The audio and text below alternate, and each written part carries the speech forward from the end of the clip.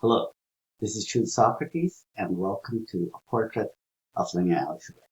So our video for today is about the kernel and the range and injectivity and surjectivity.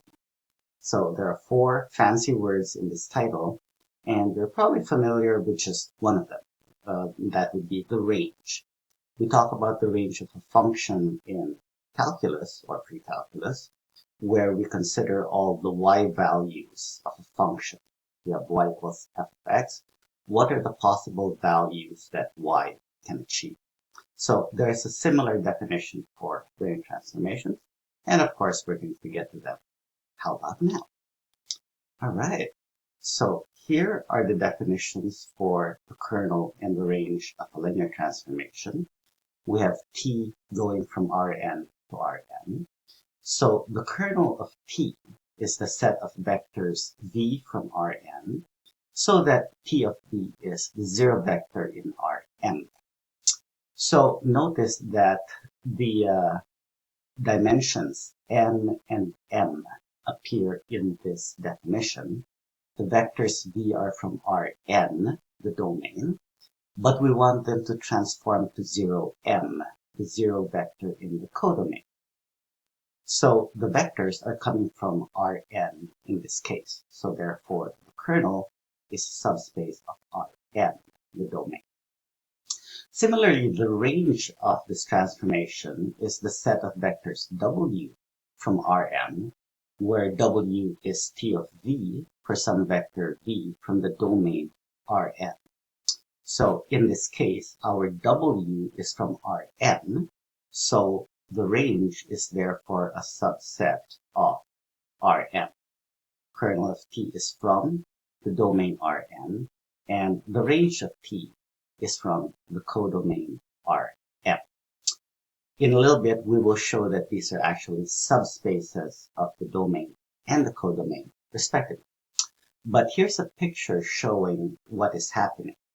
In the kernel, you want all the vectors that transform to the zero vector.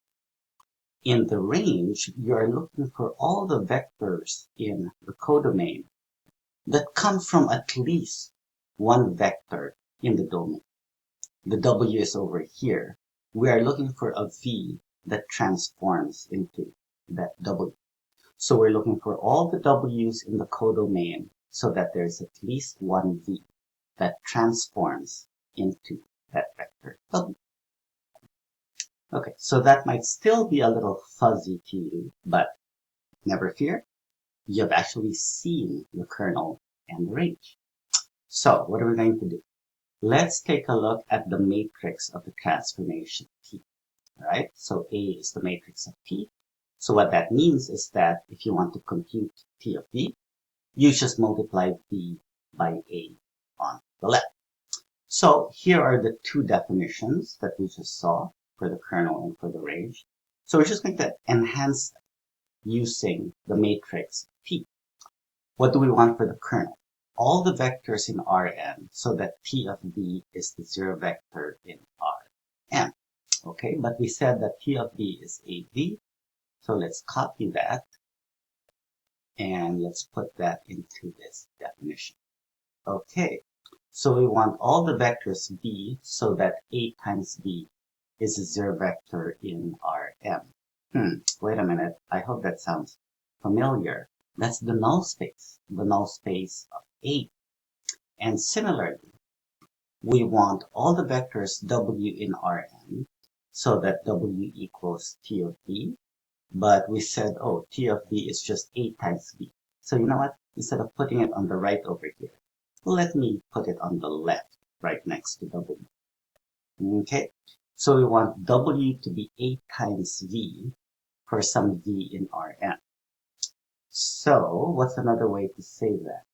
The matrix equation W equals A times V has at least one solution V from Rn. So therefore it's a consistent system. But wait a minute, when we talked about the four fundamental matrix spaces, we said that a system is consistent if and only if the right side, in this case it's W, is part of the column space of that matrix. Okay, so therefore, we can now put all this together to see that the kernel of the transformation is just the null space of T, which we know is a subspace of Rn, and the range of T is just the column space of T, and we know that that's a subspace of Rn. So now we are assured that these two are indeed subspaces, respectively, of the domain and the codomain. So a couple more definitions. When we talked about the fundamental matrix spaces, we talked about the dimensions of the spaces. So we will call the dimension of kernel of T the nullity of T. And we will just write nullity of T without bothering with the brackets around T. And similarly, we will call the dimension of range of T the rank of T. We will write that as rank of T. And of course, we saw a similar definition where the rank of a matrix, rank of A, is the dimension of its column space. Now, while we're talking about it, let's recall, we did say that we have a dimension theorem for matrices. We said that the rank of a matrix was the nullity of the matrix is the number of columns. So obviously, we're going to see a similar version. If T goes from Rn to Rn, how big is the matrix of T? So remember that n and m switch places. It's an m by n matrix. Okay? So the number of columns is, again, n, not m, but n. And so it's practically the same formula as what we saw for matrices. We're going to see that the rank of T plus the nullity of T is n, which in this case is the dimension of the domain, the transformation. So here's an example. Let's get our hands dirty. We have a transformation T from R5 to R4. So the matrix should be 4 by 5. We want to find a basis for the kernel and the range of T. Okay, well, we know how to do that. Null space, column space, right? And everything is hidden in the REF. So, compute matrices RREF. Okay, so here is the RREF of our matrix. We're going to need it later, so let's clean it up a little bit. Okay, so shall we start with the kernel? Alright, so the kernel is a subspace of the domain, R5, and we need the null space. So I hope you remember how to sight read the null space. Our leading variables are in columns 1, 2, and 5. Our free variables are in columns 3 and 4. So we will need a vector in R5. So let's start this off. For kernel of T, we will need 2 vectors. So let's copy that, and then let's turn it into blanks. Okay, and we have 2 free variables, so we will need 2 of these. I will copy there. Okay, so our free variables are in columns 3 and 4, so we need a 1 in columns 3 and a 1 in column 4, and everything to the right of each trailing one is a 0. So there we go. But also everything below a trailing 1 should be a 0. So in this column over here, we should also have a 0. Okay, so now where do we put the 5 and the 3? They go to these 2 blanks, and we change the sign for 5 and 3. And similarly, 7 and 4 go into those blanks. We change the sign into -7 and -4. So, of course, we can also answer now what is the nullity nullity of T, nullity of T is 2. That's a two-dimensional subspace. Okay, so now for the range of T,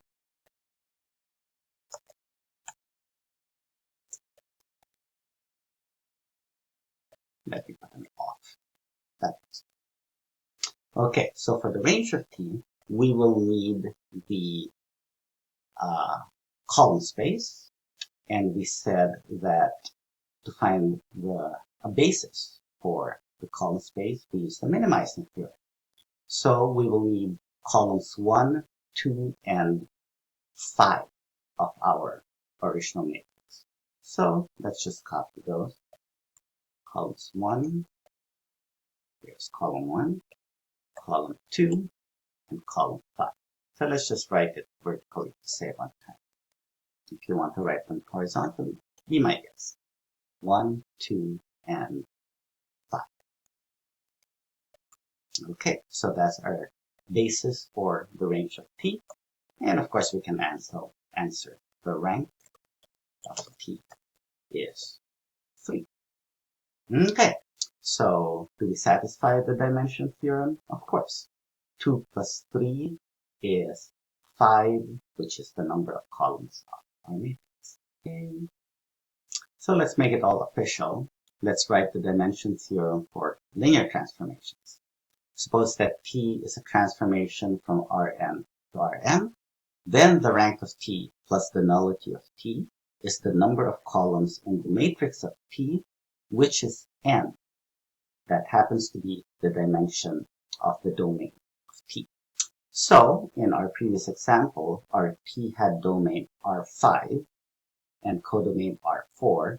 The matrix was 4 by 5. The number of columns was 5. So nullity, we had 2 free variables, 2 vectors in our basis for the kernel, and the rank was 3. We had 3 leading columns. So of course, we got 2 plus 3 equals 5. So if rank goes first, then 3 plus 2 equals 5. Feels like we're back in first grade. Okay, so it's time now to attack the third word in our video's title, and that was injectivity. So what is an injective transformation? Kind of sounds painful, like a shot that you get when you're in first grade. Oh. Okay, so we say that a linear transformation T going from Rn to Rm is one-to-one or injective. Injective is a fancy word for one-to-one. If the image of 2 different vectors from the domain are different vectors of the codomain. So in equation form, or in this case in inequality form, if V1 is different from V2, then T of V1 has to be different from T of V2. We also say that T is an injection or an embedding. So you should have seen the phrase one-to-one in pre-calculus and in calculus. So y equals 2x plus 1, for example, is a one-to-one function, but y equals x squared is not a one-to-one function. X squared is not one-to-one because if you plug in negative 2, you'll get 4. If you plug in positive 2, you will also get 4. So therefore, you have 2 different inputs that give you the same output. So therefore, the x squared function, the squaring function, is not one-to-one. Now, we don't like inequalities too much in mathematics. So can we rewrite this so that there are no inequalities? And of course, we can just write a contrapositive. So this is really a mini theorem. A transformation is one-to-one if and only if the only way 2 vectors from the domain have the same image in the codomain is for them to be the same vector to begin with. In other words, if T of V1 were equal to T of V2, then V1 had to be the same vector as V2. If 2 vectors transformed into the same image, they're not different vectors. They have to be the same vectors. The only solution to t of v1 equals t of v2 has to be v1 equals 2. But fortunately, even better, there's a very powerful theorem that lets us know if a transformation is injective just by looking at the kernel. So this is probably the most important theorem in this section. The kernel test for injectivity.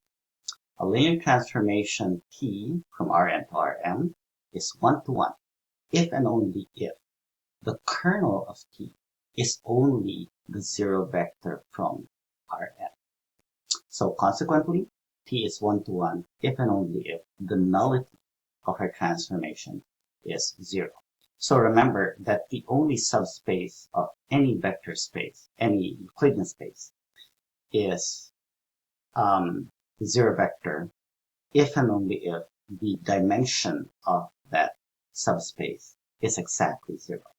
Okay? The zero subspace is the only subspace of any Euclidean space which has dimension 0. Okay, it's an if and only if theorem, so we have two directions to prove.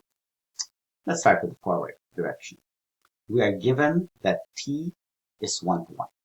We need to show that the kernel is made only of the zero vector. So how do we do that? Well, let's open up this box of vectors called the kernel. Let's reach in and take out a vector. Let's call that vector v. Okay, this vector v is from the kernel, so it means that it transforms to 0m. T of v is 0m. But in your homework, all the way back in section 3.1, you were asked to prove that for any linear transformation, the zero vector in the domain always transforms in the zero vector in the codomain.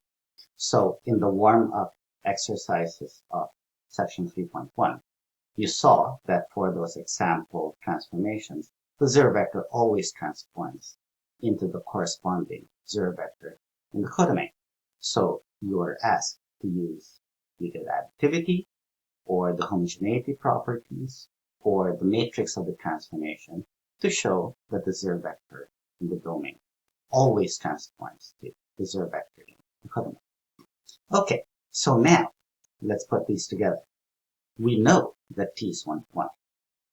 We have this vector v in the kernel that transforms to the zero vector in the codomain, but we also know that the zero vector in the domain has to transform to the zero vector of the codomain.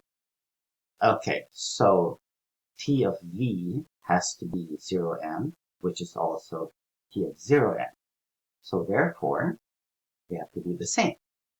T of v has to be the same as T of 0m. Now wait a minute. The 1-to-1 property, when we wrote the contrapositive, said that if T of v1 is the same as T of v2, then v1 had to be the same as v2.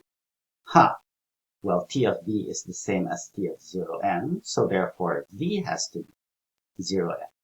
So therefore, the only possible member of the kernel of T is the zero vector. Open up that kernel, take out a vector, that vector has to be the zero vector.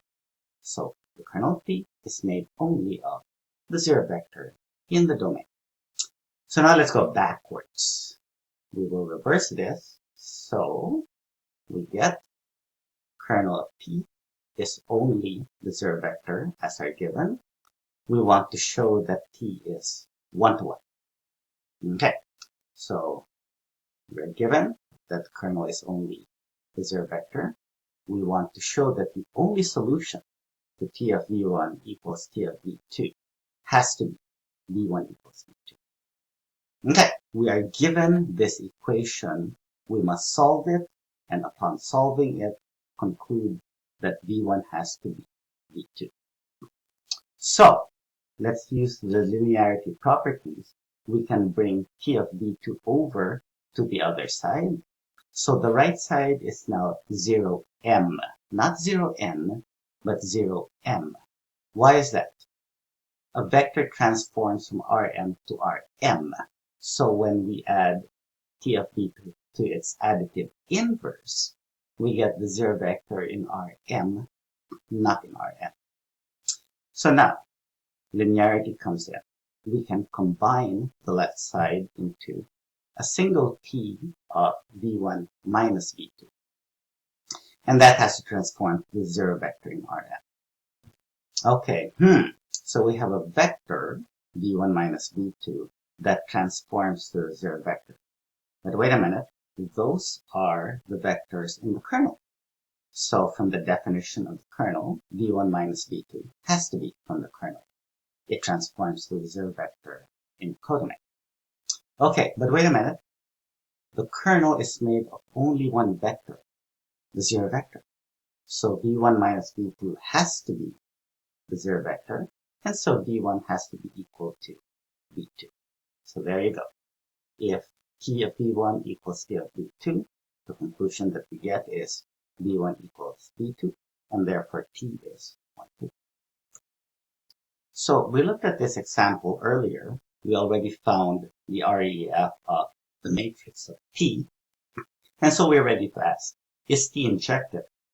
Well, the kernel test or the nullity test says that the kernel has to be only the zero vector, or the nullity has to be exactly 0. Okay, but wait a minute. We said that the nullity is 2. So the answer is no. The nullity of T is 2, not 0. Okay, so fail. Okay, well, that's too bad, but I want to make an example where T is 1 to 1, where the nullity is 0 and not 2. Not 1, not 2, not 3, but 0. Okay, is there a way? So I have a follow-up question. Is there a way to turn this transformation into a 1-to-1 function just by changing some of these numbers? Okay, maybe that 11 should go. Maybe turn it into 1. That 12 is too big. Make it 2. Okay, except, let's try to remember now. What kind of a system is this? System, I only see a matrix. Well, pretend you have the homogeneous system. You have zeros on the right, and we are solving that homogeneous system. Find the null space of our matrix. What kind of system is it? 4 equations, 5 variables, underdetermined. The problem with underdetermined homogeneous systems is that you will always find a free variable. The maximum number of leading ones you can have is 4. So you will have at least 1 free variable. We got 2 free variables here. So it could be worse. You could have 3 free variables. And no matter how hard you try to change these numbers, you will always have a free variable. So unfortunately, no. Now that's of course something that we can generalize.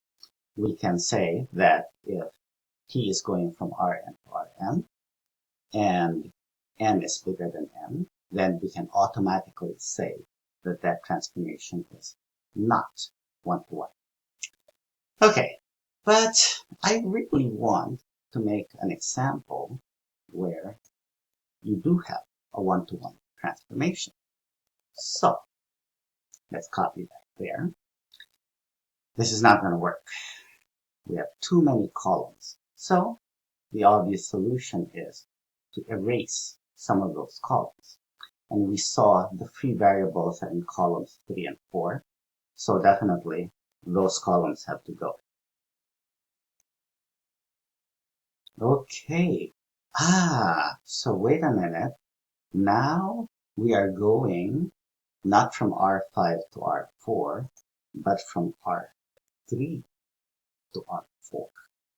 Okay, excellent. So are we now guaranteed a free variable? No. We have fewer columns than we have rows, so it is possible to get 3 leading variables. And in fact, before I even click on the REF, we already know that this will turn into leading ones because we erased the free variable columns. So now, let's check, compute, matrices, REF, boom. That is our new REF. So therefore, this new transformation is 1-to-1. There are no free variables. The nullity is 0. So therefore, P is 1-to-1. Let's write that down. Since the nullity of T is 0. In other words, no free variables. All right. Okay, so we are now ready for the last word in our title, which was surjectivity. So what is a surjective transformation? We say that the linear transformation T from Rn to Rm is onto or surjective if the range of T is the entire codomain Rn. So we also say that T is a surjection or a covering because basically T hits all the vectors from Rn. So the range of T must be all of Rn. Okay, but remember that range is column space, right? So this was our first example. Let's look at it again. Range is the column space. So we had 2 free variables, 3 leading variables. Okay, so we did say that the rank of P is 3.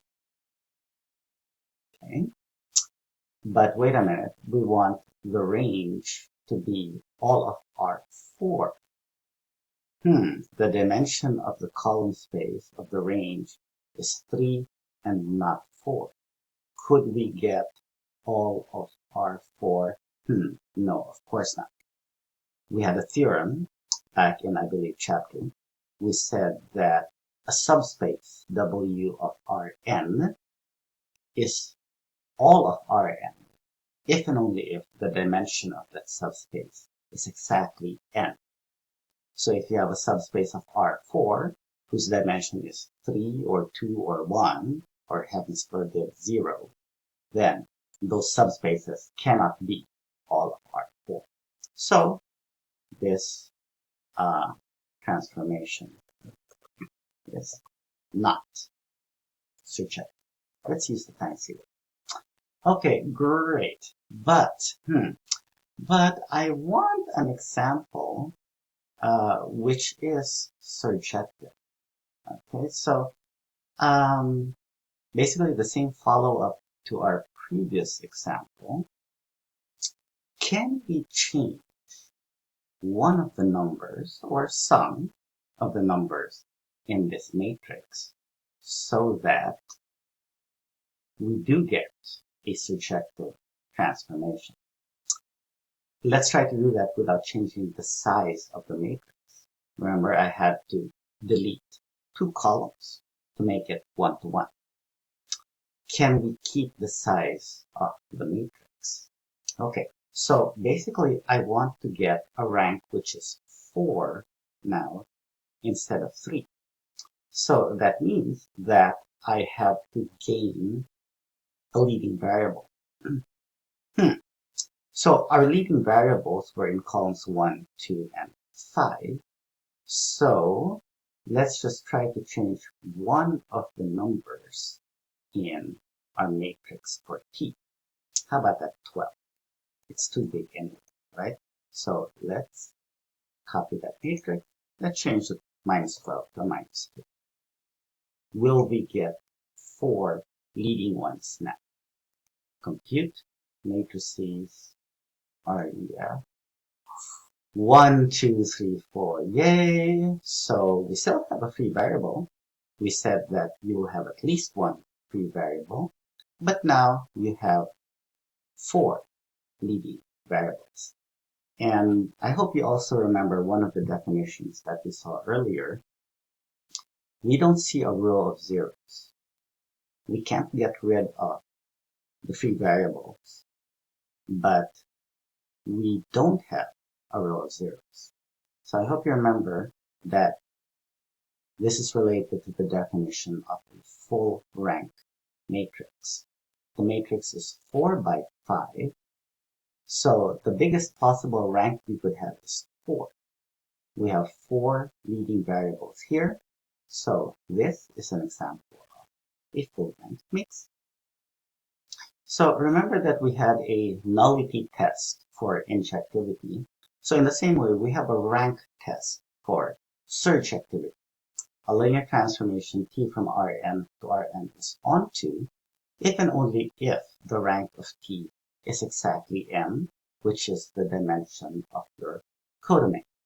So we had an example where we went from R5 to R4, and the dimension of R4 is 4. And we said that the only way that you will have a surjective transformation from R5 to R4 is if the column space has dimension 4, but the only subspace of R4 whose dimension is 4 is all of R4. Okay? So the only dimension of Rm, which is dimension m, is all of Rm. So the only way that the range of T is all of Rm is if that dimension of the range is exactly m. So in the same way that if you have an underdetermined system, you're guaranteed a free variable, and therefore your transformation is not injective. If you flip it around, and now you have an overdetermined system, you have more rows than you have equations.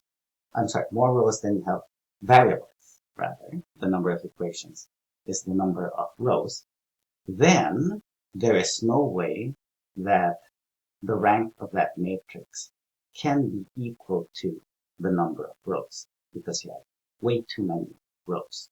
So if T is going from Rn to Rm, then T is automatically not onto if the number of columns is fewer than the number of rows. Or another way to say it, the number of rows is bigger than the number of columns.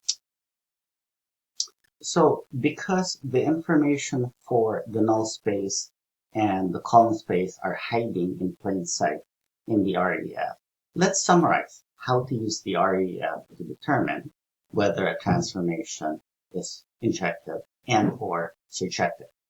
So suppose T is a linear transformation from Rn to Rm, and R is the REF of the matrix of T, then T is one-to-one or injective if and only if R does not have any free variables.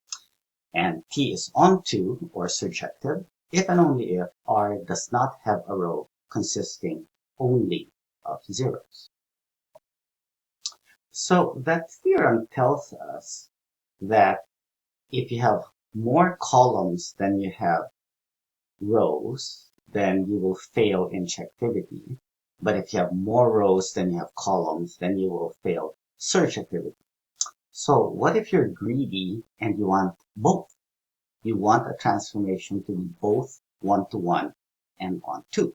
So the only way that can happen is if the number of rows were equal to the number of columns. In other words, T has to be an operator. So here we have an example. T is going from R4 to R4. We have a 4 by 4 matrix.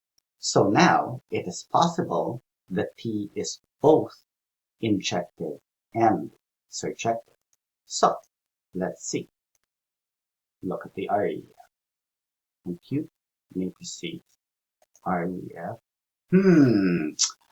Oh no. So we have a row of zeros, so it's not surjective, and we have a free variable, so it's not injective either. So this transformation, this operator, is not injective since we have a free variable, and it is not injective, surjective since we have a row of zeros. Okay, so unfortunately that transformation is neither one-to-one nor onto, but also let's point out the count. We have one row of zeros and we have one free variable, exactly the same count. And why is that? Because their number is controlled by the number of leading variables. Okay, so this of course works in general for any square matrix. If you have k leading variables and you have an n by n matrix, then you will have n minus k free variables, but you will also have n minus k rows of zeros. The counts have to be exactly the same. I will not do a vampire laugh. Okay, so how do we make it injective? How do we make it surjective? Oh, so we don't like the free variable. We don't like the row of zeros. So how can we make this a leading variable? I've mentioned many times, matrices are very sensitive creatures. So let's change only one number. How about that 0? Let's turn that into a 1. Let's copy it back.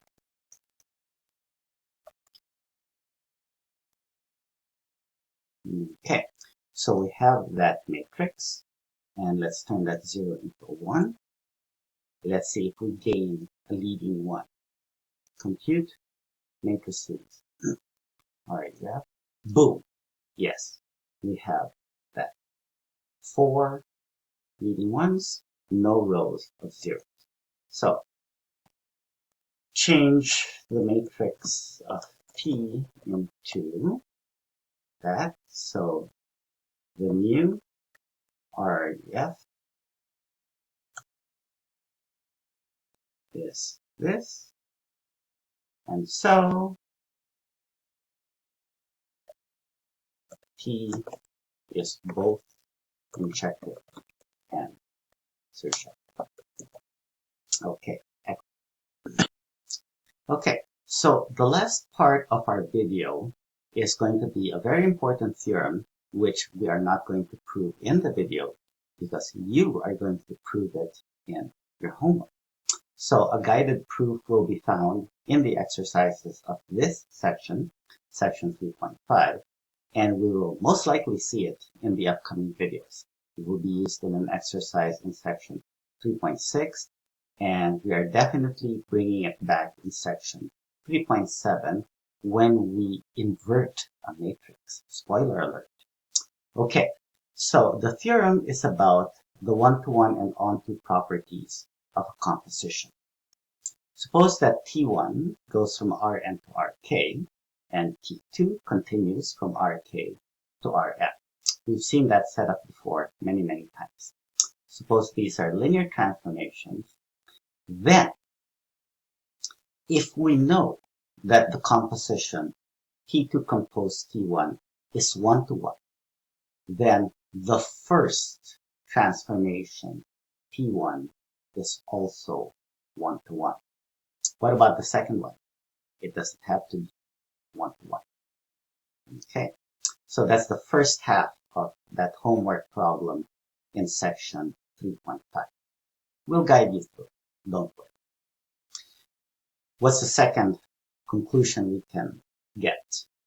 If the composition T2 composed T1 is on 2, then it's the second transformation T2 that has to be on 2.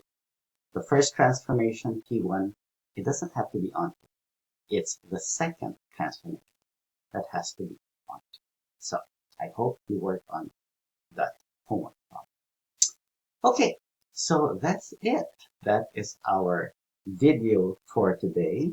Wow, just under 40 minutes. It's a short one this time. So as usual, this is Surjectivity signing off. You will find me on Facebook, and you will find 4th edition both on Facebook and at kendallhunt.com. So until our next video, thank you for dropping by, and I hope you enjoy the rest of your day.